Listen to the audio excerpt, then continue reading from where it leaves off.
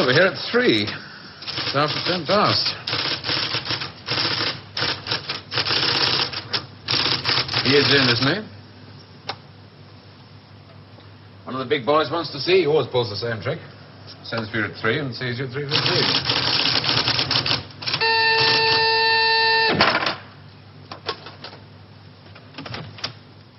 Mr. Larkin to see you, J.G.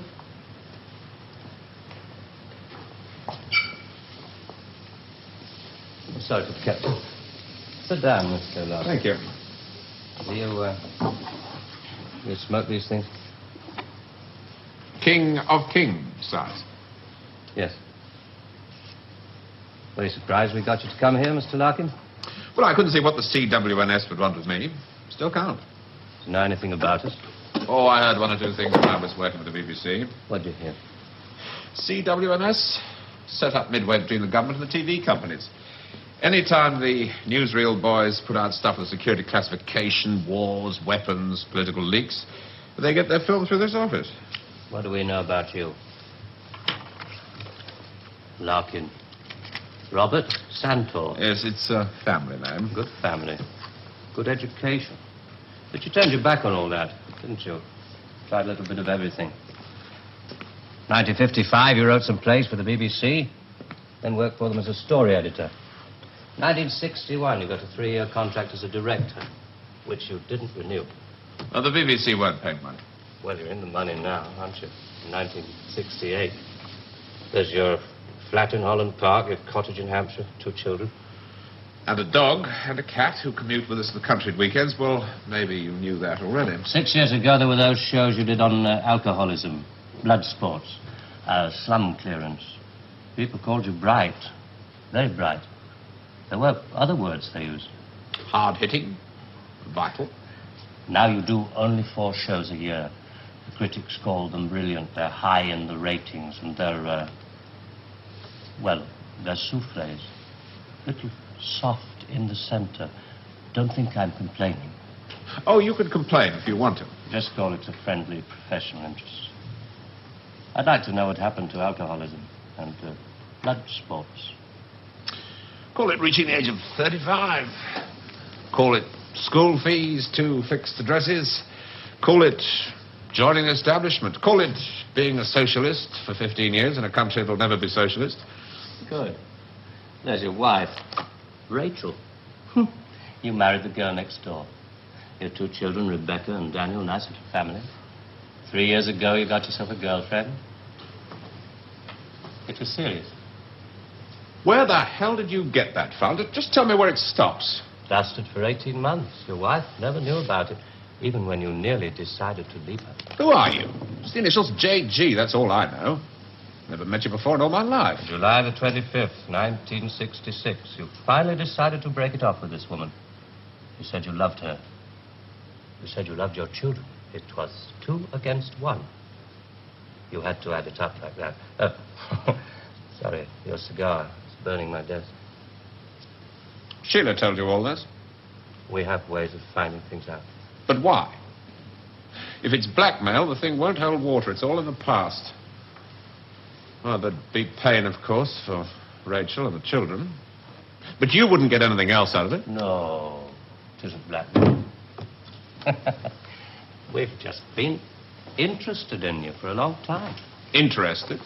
You went back to your wife because you said it was 2 against 1.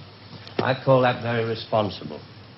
We're interested in very responsible people. In fact, we have a little index for them. We call it their power quotient. A ratio of responsibility as against aggression. Yours is very low. 0.2. That's very low. Just what we need. Sit down. Please. I'm sorry, the language must seem rather strange at first, but we take it very seriously. Just to show you how seriously, I'm going to tell you how we checked up on you. We call these things surgical transmitters. One was fitted inside you when you went into the Charing Cross Hospital 3 years ago. Appendix, wasn't it? Transmitter? Are you trying to tell me that you listen to every word I say? A machine does. untouched by human hand. There's a little gadget in these things that ties up with the pulse rate. Puts a bleep onto anything that you're excited about saying. British. Power quotient, surgical transmitters, high-speed tape.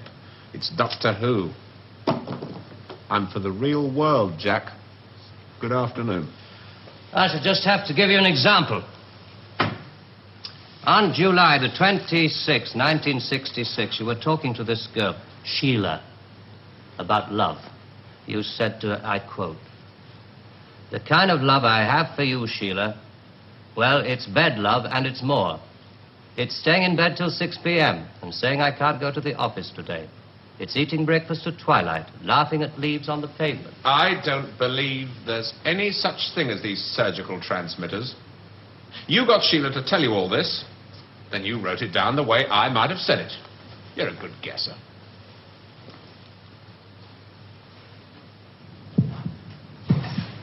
Can you hear your heart beating? It's eating breakfast at twilight, laughing at leaves on the pavement, getting a cab to a silly movie to Paris. It's moving when you're tired of staying still. And I've done it all before when I could do it with no ties. Now it'd just be irresponsible. So there really is one of those things inside me.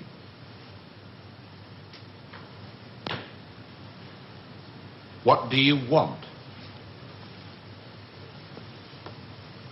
We want people with low power quotients.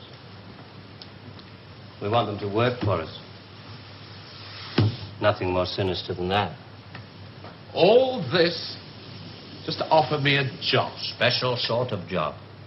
The newspapers talk about the corridors of power, the power elite. Let's just say we'd like you to join the club. Oh.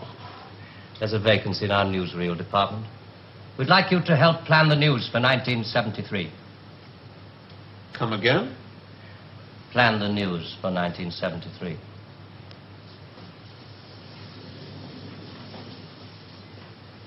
What are you doing? I just want to make sure the sunlight's real.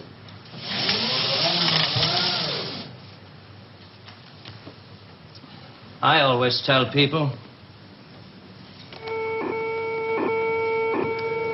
news is the most highly developed form of fiction. The most difficult. Come on. I just want to show you something. There's no obligation to buy. Really. News requires imagination. News requires responsibility. We think you're well qualified. Please. Double A security, sprinkler systems and other services do not operate beyond this point.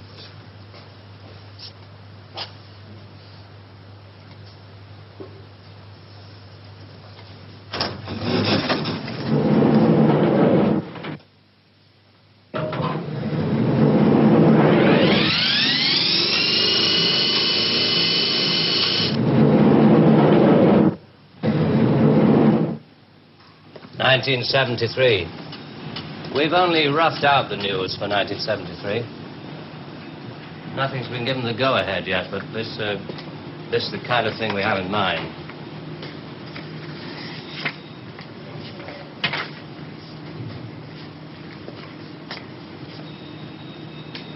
Come.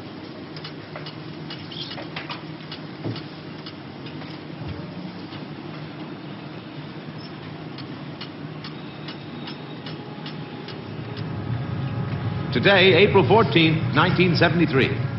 First historic pictures by Radstar of the combined U.S.-Russian landing on the moon.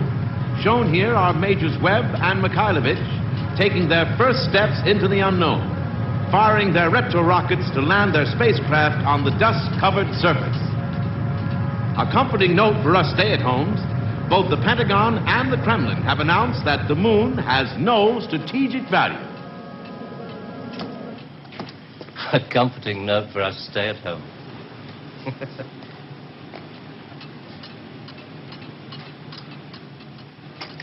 I can't show you any film on this next model. We haven't photographed it yet.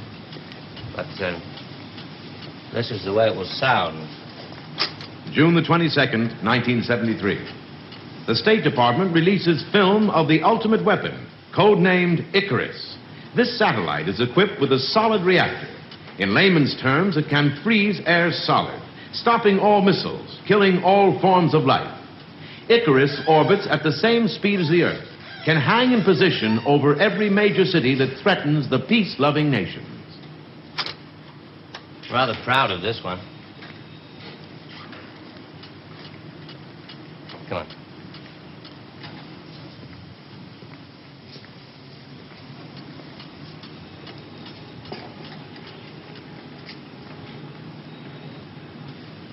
Please, sit down, Mr. Larkin.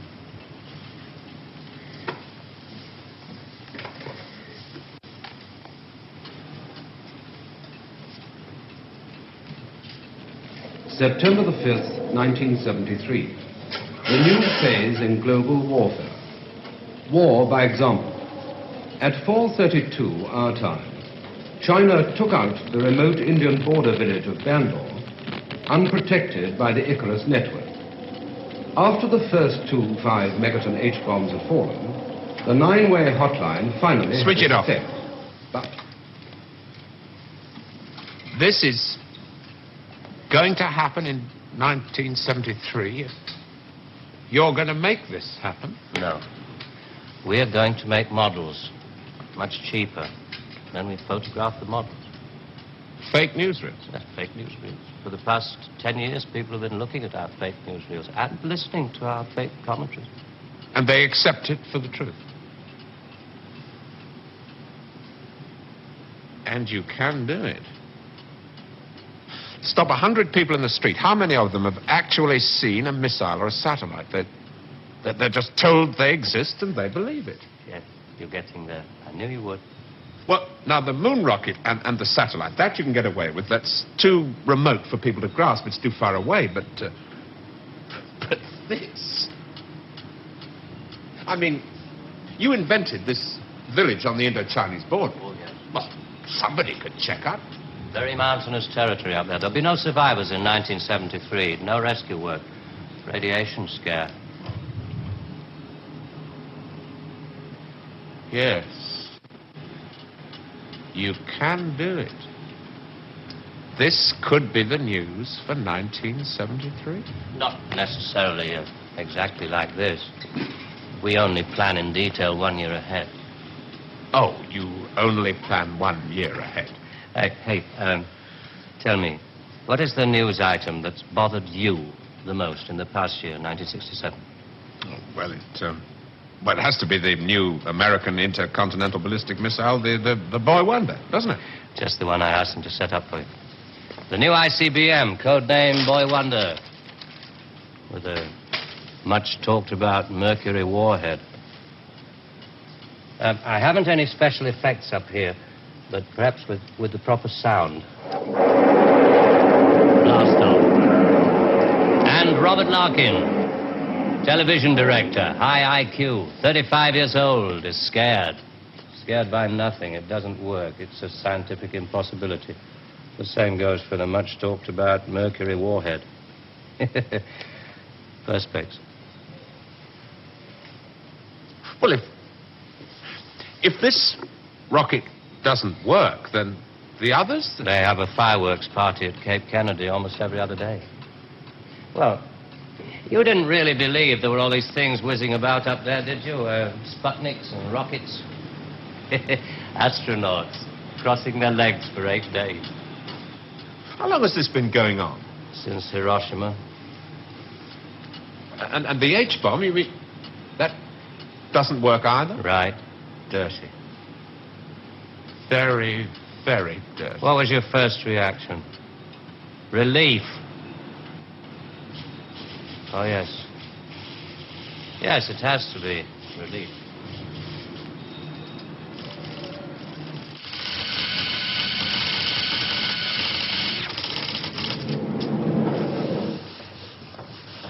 Only 12 people are allowed beyond this point.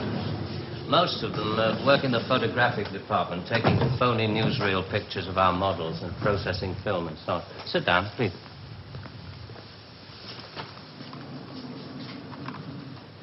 Ah, pretty pictures from our stills department. The boy wonder. Do you really think that missiles and satellites are mile out of country? No, not at all. I've only shown you the hard news. There are other things, much softer things we thought might interest you. Well? 1973, we thought it might be time for an anti-teenage movement. A long-awaited return to maturity. Sherry. Perhaps even a religious revival. Oh, I see. You want me to arrange the grand opening of Ruislip Cathedral. 1st of October, 1973. Mark the date down in my 10-year diary. We are very serious about you. There are things about you we like very much. Qualities you have to offer. Qualities that we perhaps don't possess at the moment. That's great. Our file on you. I have to return to July the 25th, 1966, the day you broke it off with this girl, Sheila. You really did reveal rather a lot of yourself that day. But, of course, if you really mind... Help yourself. You said to her, it won't work, Sheila, and she said something, and then you said...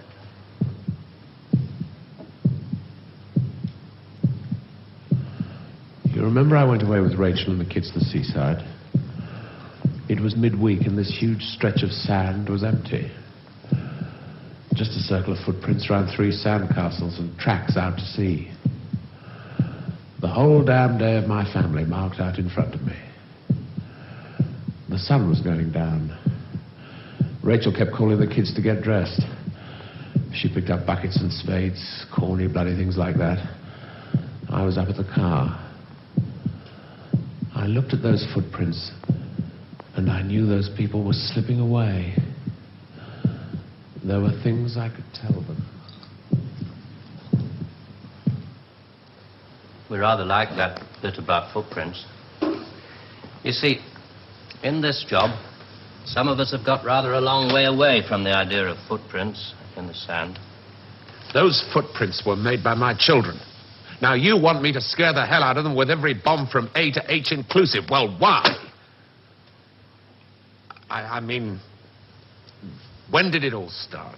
1945. You may remember the Americans let off their 2 atomic bombs. Well, they didn't want other people doing the same thing. I mean, you do see that, don't you? Oh, I don't know. Well, to scare the people off, the Americans put it up, and the atomic bomb was halfway along the line to something much bigger, the hydrogen bomb. It didn't work. They spent 5 years in negative research. Well, what about the Russians? They're supposed to have quite a pile of these things. We were surprised when they started their tests. Then we got a few feelers from their Secret Service. Nowadays, we work very closely together. Oh, all these stories about spies going off to Russia. Mr. Philby, remember? Just good copy for the Sunday papers. Good copy. Well, the Chinese. I mean, they've just announced their bomb. Yeah, we played along with it. We recorded their phony explosion. We're rather hoping the Chinese will come along, complete the pattern, you know. In Vietnam, hundreds of people are being killed every week. Well, you can't do that with your models. No. And you can't kill people of bad habits in 2 generations. They like to carry rifles. They like to put lines on maps. And we let them because we control the situation. There's no danger of world war. Just a simple choice for everybody. Capitalism or communism. Strawberry or vanilla. It all adds up to the same thing now we've got rid of the big bangers. Well, how can you be sure that Johnson, Kosygin aren't working on other things? Poison gases, bacteria. Pathetic man of your intelligence. You don't want to destroy the world. Neither do I. What makes you think that presidents are different? Well, they've made some pretty good stabs at it in the past. There wasn't the right sort of control then. Nowadays we know better. Politicians are easy to control. The grosser mentality boys who like to be photographed getting in and out of Daimlers in Whitehall. They come right at the bottom of our organization. A few rungs up the ladder, there are the people in the top secret factories. Just those in a position to know they're making weapons that don't really work.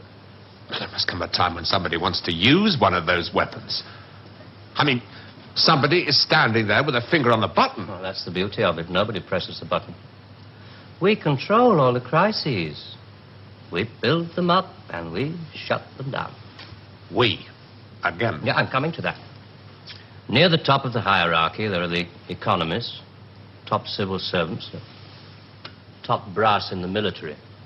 Those men who are supposed to view the nuclear tests and so on. And above them, CWNS. Right at the top. Classified World News Service. Just who the hell are you? It's obvious, isn't it? Just a very few of the top people in communications in every major country in the world. Oh, you mean you run all these magazines? No, of course not. We just get them to take some of our copy every week. Television is much more important to us. It all happens so quickly. You say you can put out what pictures you like on television. Doesn't anybody try to stop you? No, nobody wants to. 99.386% of the population wouldn't believe this conversation. And the rest are working for us. And they're the top minds, the really responsible people. They know they're guaranteeing the lives of their grandchildren the only foolproof way. Scaring the hell out of their grandchildren. Well, I won't buy it. You must admit there has to be some kind of control in this world of ours. Look at this. And remember that 1/4 of the world is starving. There are the full bellies and the empty bellies. Some of the empty bellies carry rifles. Well, we full bellies are getting a bit flabby. We're not very good with rifles anymore, so we've devised 2 ways to keep the empty bellies under control. One of them is this fictitious hydrogen bomb we've talked about. The other one is money. Enough money to fill some of the empty bellies and put a hopeful smile on the faces of the others. A great wall of money all around Britain. And it's no secret that the British economy is in trouble at the moment. So we have to put that right, too, to stay alive. We have to control the people in this country. Scare an ostrich, buries its head in the sand. You scare a hedgehog, it rolls itself up into a ball. When a woman's frightened, she goes out and buys herself a hat. You mean you scare us so that we'll buy more, so that money moves quicker, production moves up? We don't say scare when we talk about human beings. We say threaten them emotionally. And there are all sorts of ways of not just the big ones like the hydrogen bomb.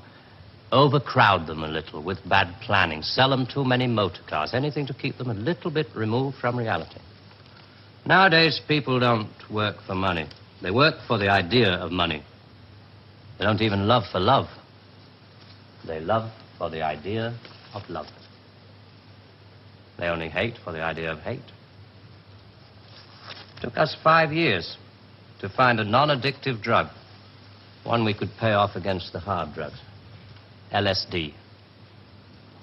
You marketed that? Oh, yes, of course. And for a very good reason. Some of these protest movements were getting a little bit too close to the mark. LSD gave them nice little hallucinations. Made them talk like 3-year-olds. Throw flowers at policemen. Shall we talk terms? You're not still going to ask me to work for you? I'm afraid I've had to put all this rather bluntly. You see, there wasn't really very much time. It must be rather a shock. Most people realize that the world is controlled from about 6 big cities. But it must be rather shocking to learn that 1/6 of the world is controlled from this building. You mean you? Oh, no. I only rate an office on the 7th floor. There are 2 other offices above this one. And a giant computer system. Link number 4 in world control. A computer? Well, what's so remarkable about that? It's just a machine that can store a vast amount of information. A machine that knows too bloody much. Now you're being hysterical about it. The computer's very simple.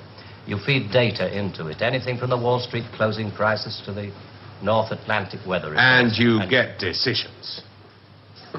That machine's taken you over. It's just a machine. Extra hands for the people who know how to control it. Well, This one above us, it's square in a box. Yeah, I suppose you could call it square in a sort of a box. Do you know why I go away at weekends? To get away from people in boxes. They live in boxes. They get their thoughts, their problems, and their answers out of boxes. And I like to get away at weekends because they're not people anymore. Now, you know all about me. My cottage in Hampshire. But did you know that there's a line of trees that goes right up past the house, and the noise they make is like the sea? Did you know that I find it difficult to sleep in the country? And I like to go and stand in the garden before dawn, and I feel good because I know that my wife and my children are asleep inside. And I like to go out and walk past the wet hedgerows until I can see pasture land and the smoke from the cottages in the This village. may be all very well for one of your grassroots programs, but I'm afraid time is running out. I ought to tell you, we pay a great deal of money. We can afford to. We save such a lot on things like the national defense budget, so on. We would start you off at £250,000 a year. Oh. Rising to £1 million when you make the Ministry of Morality, which I know you will. Will you let me out of here? One little point. I should have told you about these surgical transmitters.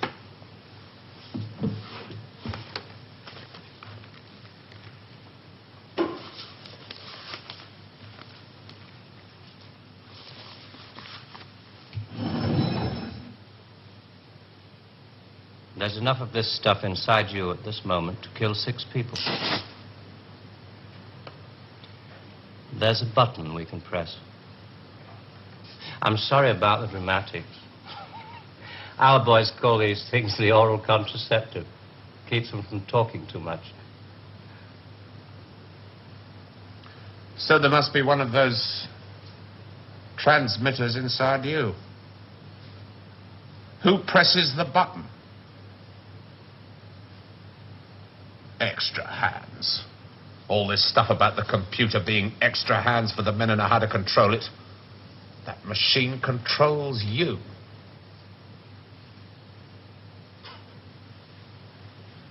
You start on Monday.